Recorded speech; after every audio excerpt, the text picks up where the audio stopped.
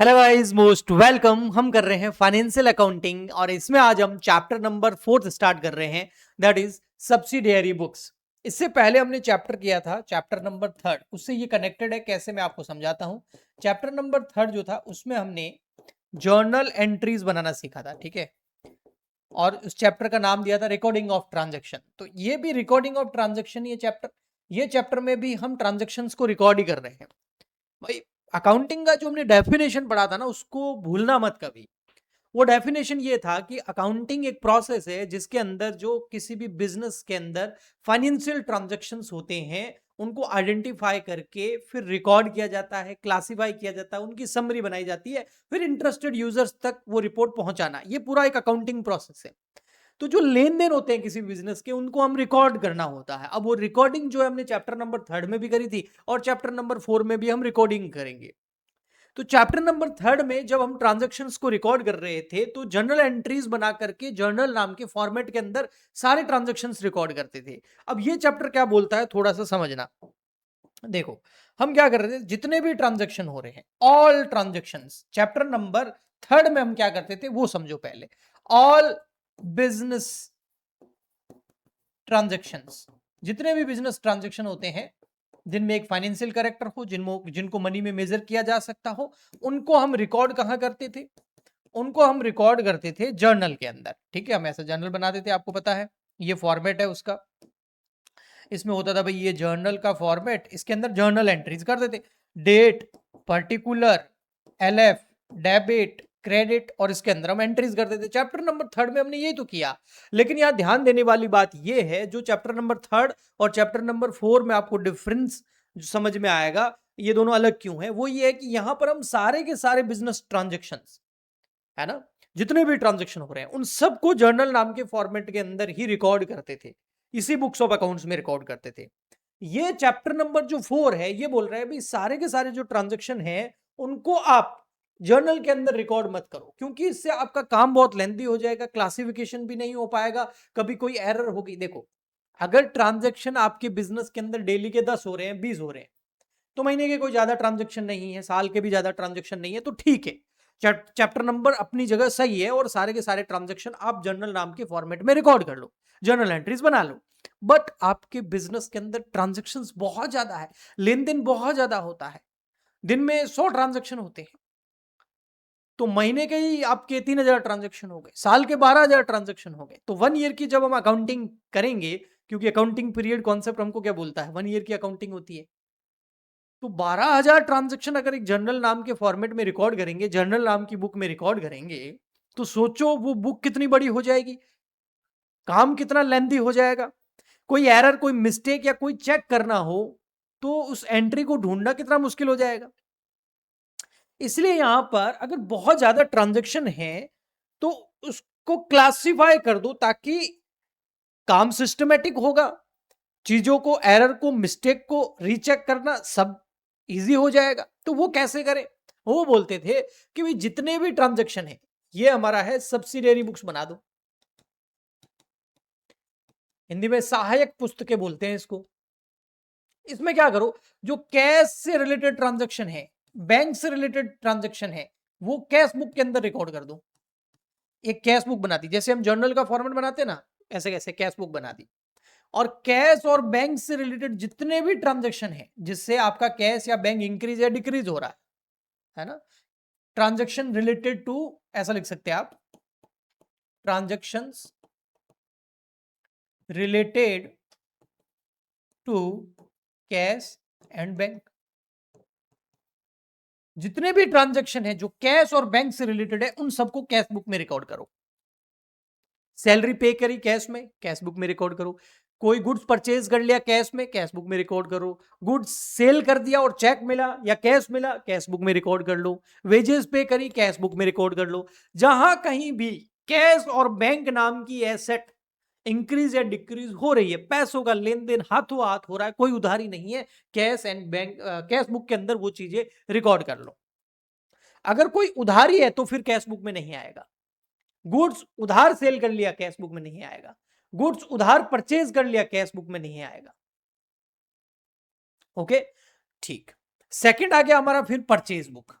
अब purchase book में हमें क्या रिकॉर्ड करना है, ध्यान से समझना। परचेज बुक के अंदर हमें रिकॉर्ड करना है only transactions related to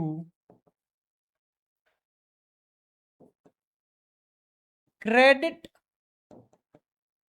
purchases of goods. एक तो उधार, एक तो क्रेडिट मतलब उधार, उधार कुछ खरीद रहे हो, वो भी क्या, गुड्स, ना कि एसेट। उधार खरीद रहे हो क्या, गुड्स, तो कैश का ट्रांजैक्शन नहीं होगा तो कैश बुक में जाएगा नहीं, चेक का ट्रांजैक्शन भी नहीं होगा तो कैश बुक में जाएगा नहीं। उधार अगर आप गुड्स परचेज कर रहे हो तो परचेज बुक में रहेगा। तीन चीजें याद रखना, एक तो उधार परचेज कर रहे हो और वो भी क्या, गुड्स। जैसे उधार परचेज कर रहे हो आप कोई एसेट, परचेज बुक में नहीं लिखना। गुड्स अगर उधार परचेज कर रहे हो तो परचेज बुक में लिखेंगे। ऐसे कैसे, अगर आप एक बनाएंगे हम सेल बुक, इसमें क्या है, सेम लिखना है, only transactions, only transactions related to credit यानी कि उधार, सेल ऑफ गुड्स, उधार बेच रहे हो वो भी क्या, गुड्स, तो आप सेल बुक में रिकॉर्ड कर लो। अगर उधार बेच रहे हो कोई दूसरी चीज जो कि गुड्स नहीं है तो फिर आप सेल बुक में रिकॉर्ड नहीं करोगे, परचेज बुक में नहीं करोगे। देखो इन दोनों, यहां क्या हम गुड्स परचेज करेंगे वो आएगा कैश बुक के अंदर, हाँ आ सकता है, अगर वो कैश में परचेज किया हो या चेक से परचेज किया हो तो आ सकता है। उधार गुड्स परचेज कर रहे हैं यहां आएगा, उधार सेल कर रहे हैं यहां आएगा, लेकिन कैश में सेल हो गई गुड्स की तो यहां आएगा। ओके, तो आई होप बिल्कुल क्लियर है, कोई इसमें कंफ्यूजन होना ही नहीं चाहिए। अब आपने जो गुड्स उधार परचेज किया है, हाँ अगर जिससे हमने खरीदा है गुड्स उसको हम वो गुड्स वापस लौटा दे उधार वाला, तो वो कहां चला जाएगा, परचेज रिटर्न बुक के अंदर, परचेज रिटर्न बुक। क्या हो, अगर परचेज रिटर्न ऑफ गुड्स, जो गुड्स खरीदा है कोई पसंद नहीं आया होगा वापस लौटा दिया तो वो परचेज बुक में आ जाएगा। ऐसे कैसे, एक आएगी sale book, sales return book, इसमें क्या होगा, sale return of goods, goods को आप बेचा था लेकिन सामने वाला कस्टमर आपको वापस लौटा रहा है तो सेल्स रिटर्न बुक के अंदर आ जाएगा। ओके जी, फिर आता है हमारा, दो चीजें ऐसी है जिसके बारे में अभी तक जो मैंने 3 चैप्टर कराए हैं उनमें कहीं आपको बताया नहीं है। एक है बिल्स रिसीवेबल बुक, ठीक है, और एक है बिल्स पेबल बुक। अब इन दोनों के बारे में जब मैं, वैसे तो ना ये दोनों किस चीज से रिलेटेड है, ये एक चैप्टर आता है बिल ऑफ एक्सचेंज, क्या आता है, बिल्स ऑफ एक्सचेंज, ठीक है।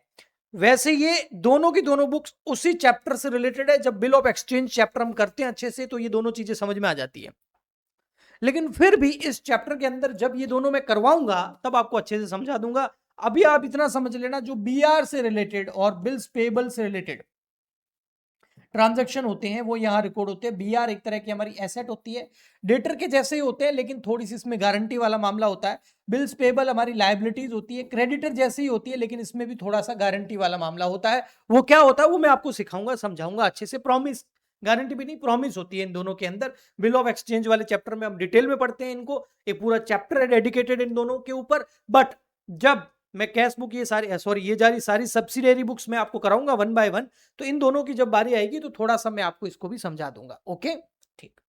फिर आता है हमारा लास्ट, ठीक है, ये कितने हो गए, 1 2 3 4 5 6 7, और आता है हमारा last 8 number, that is journal proper.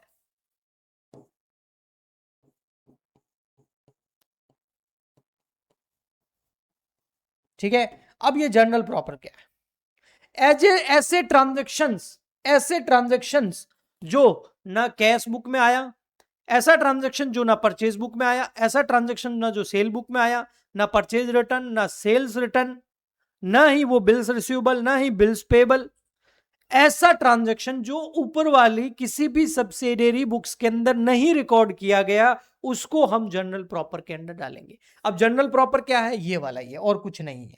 Journal proper मतलब ये वाला जो हम कर चुके हैं चैप्टर नंबर 3 के अंदर, दैट इज जर्नल का फॉर्मेट बनाएंगे, date, particular, LF, debit, credit.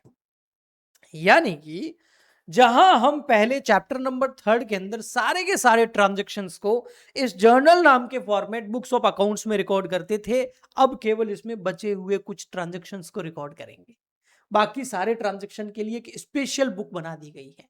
तो special book created for special types of transaction, that is subsidiary books.